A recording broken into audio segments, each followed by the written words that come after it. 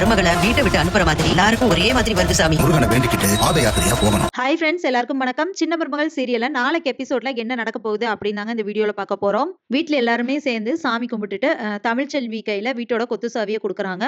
அப்போ தமிழ்ச்செல்வி எனக்கு இது வேண்டாம் அப்படின்னு சொல்றாங்க. அப்ப அப்பதான் சொல்றாங்க, இல்ல இல்ல நாங்க எல்லாருமே முடிவு பண்ணி தான் உன் கையில கொடுக்குறோம் அப்படின்னு சொல்றாங்க. மோகனா உன் கையாலே கொடு அப்படின்ட்டு ராஜாகம் சொல்றாரு. அதுக்கப்புறமா சரின்னு தமிழ்ச்செல்வி வாங்கிடுறாங்க. அப்ப அந்த இடத்துல வந்துட்டு சேது சொல்றாரு, அப்பதான் எனக்கு ஒரு கனவு வந்துச்சு அப்படின்னு சொல்றாங்க. என்ன கனவு சேது அப்படின்னு சொல்லும்போது, இப்படி தமிழ்ச்செல்வி வந்து வீட்டை விட்டு வெளியே போன்னு சொல்ற மாதிரி கனவு கண்டேன் அப்படின்னு சொல்லிட்டு சேது சொல்றாரு. என்ன உனக்கு அந்த கனவு வந்துச்சா அப்படின்னு அப்பதான் கேக்குறாங்க. உனக்கு அந்த கனவு வந்துச்சா அப்பதா அப்படின்னு கேக்குறாங்க சேது. எனக்கும் அதே மாதிரி கனவு வந்துச்சு அப்படின்னு சொல்லிட்டு ராஜாங்கம் சொல்றாரு.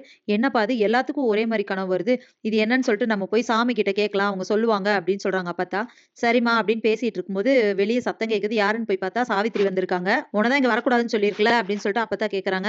அம்மா நான் ஒண்ணும் பண்ணலமா, அவ வந்து எனக்கு இவர் தான் பிடிச்சிருக்கு, நான் இவர் மேலதான் ஆசைப்படுறேன், இவர் தான் கல்யாணம் பண்ணிக்குவேன், இல்லாட்டி நான் ஓடி போயிருவேன் அப்படின்லாம் சொன்னா தாமரை. வேற வழி இல்லாம கட்டி வச்சுட்டேமா. ஆனா இதுல நான் ஒண்ணும் செய்யலையே, என் பொண்ணுக்கு பிடிச்ச வாழ்க்கைன்னு நினைச்சு நான் கட்டி வச்சேன், அதுக்காக நானும் இப்ப கஷ்டப்படணுமா அப்படின்னு சொல்லிட்டு சாவித்திரி கேக்குறாங்க. சரி இப்ப பரவாயில்ல, இவ இங்கே இருக்கட்டும்பா ராஜாங்கம் அப்படின்னு சொல்லிட்டு அவங்க அம்மா சொல்றாங்க. ஏமா அப்படின்னு சொல்லிட்டு ராஜாங்கம் கேக்குறாரு.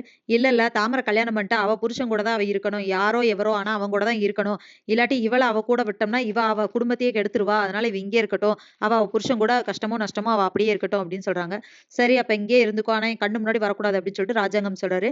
சரி வாங்க எல்லாரும் போயிட்டு அந்த சாமி கிட்ட இந்த விஷயத்தை கேட்டு வந்துடலாம் அப்படின்னு சொல்லிட்டு போறாங்க. அப்பதான் வந்து சாமி கிட்ட கேக்குறாங்க.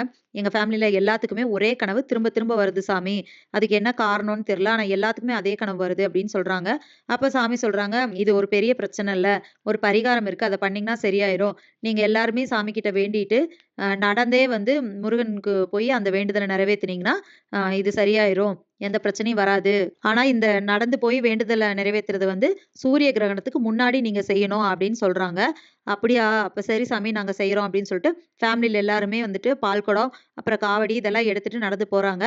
அப்ப நடந்து போயிட்டு இருக்கும்போது ரொம்ப வெயிலு, நடக்க முடியாம அப்பத்தா வந்து மயக்கம் போட்டு விழுகுறாங்க. சேது தண்ணி எல்லாம் தெளிச்சு அப்பத்தா அப்பத்தான்னு கூப்பிடுறாரு. ஆனா அவங்க எந்திரிக்கல.